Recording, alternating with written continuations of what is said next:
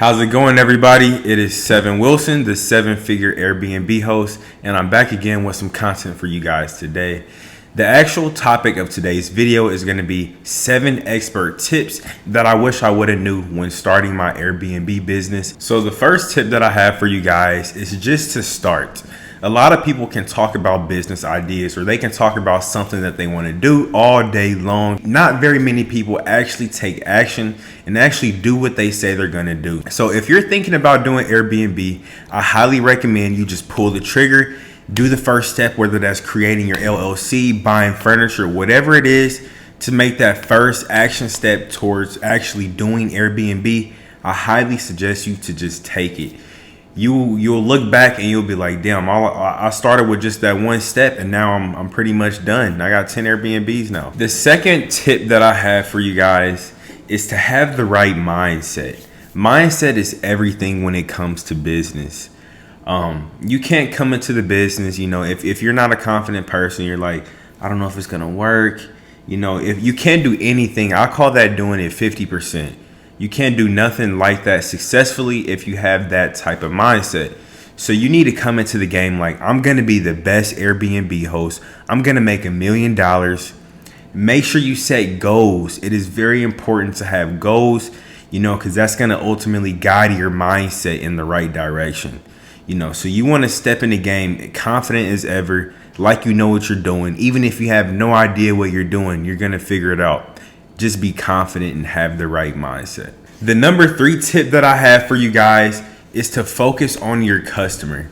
Your customer is going to be the person that is putting money ultimately in your pocket. You want to respond to them in a timely manner. When it comes to designing a property, you really want to think about your customer. Like today, me and my business partner, we're working with someone and they are actually renovating this building, turning it into lofts. And we're walking through the building. It's just getting started. The framing is being done as we speak. So it came to the point where we were talking about what type of light sockets we were going to put into the wall. And I brought up the idea of putting in the light sockets where you can plug a USB in to charge your phone. Thinking about little things like that, that's really putting the focus on your guests. And they will ultimately appreciate that when it comes to it, because there's been many instances where, all I have is a charging cord and I don't have a USB block, and if my Airbnb had just had that one feature, that would have made my stay a lot better, So that is the third tip, is to focus on your guests, and it'll be hard not to succeed. The fourth expert tip that I have for you guys: don't take feedback personally. This is so important, and I have to remind myself, my business partners, and my virtual assistants all the time, is do not take the feedback personal. Some people, they may just be having a bad day, or you may run across the Karen. Those are very common in the Airbnb world. And they may say something that is really, would make you mad, but you can't take it like that. It's a business. If the guest is mad, that clearly means you're not doing something right in your business and you need to improve. I would say that in some cases you could be doing everything right and the Karen is just having a bad day.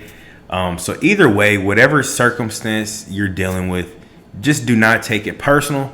You always need to be polite to your guests. Thank you. Have a nice day. Thank you for being a 5-star guest, even if they weren't being a 5-star guest. The fifth tip that I have for you guys is treat it like a business.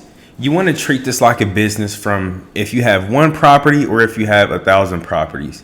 Treat it like a business. Make sure you're being profitable.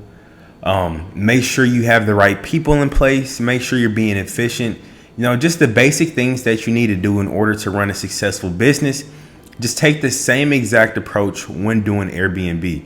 Yes, it can just be a side hustle, but if you do it right and you treat it like a business, it could be a full-time job that pays for your life and some of your family members' lives if you scale it big enough. So that is why I highly recommend to just treat it like a business day in and day out. The 6th tip that I have for you guys is focus on profitability over occupancy. So when you're doing Airbnb, if you're like in a very hot spot vacation area, 100% occupancy is very likely. But if you're doing it in more of an urban city area or where travel isn't a hot spot, you're gonna experience some vacancy. So when you're dealing with circumstances like this, you know you're not gonna hit 100% occupancy. You want to focus on your profitability. You want to raise the prices. So say you need to make $100 per night on average to make $3,000 per month, and say you can only fill up 15 days out of the month. Let me do that math for you real quick so I don't tell you guys the wrong numbers. You have 30 days, you need $100 per night, that's $3,000. That brings it to $100 per night. So say you can only fill it up for 20 days. So do 3,000 divided by 20. You will need to charge $150 per night on average in order to hit your mark at 20 out of 30 days. That's like 70% occupancy. So we can get more in depth in that in my course, or you guys can schedule me for a consultation call and I'll help you figure out the correct pricing strategy for your properties. So make sure you guys check out my Instagram for that portion.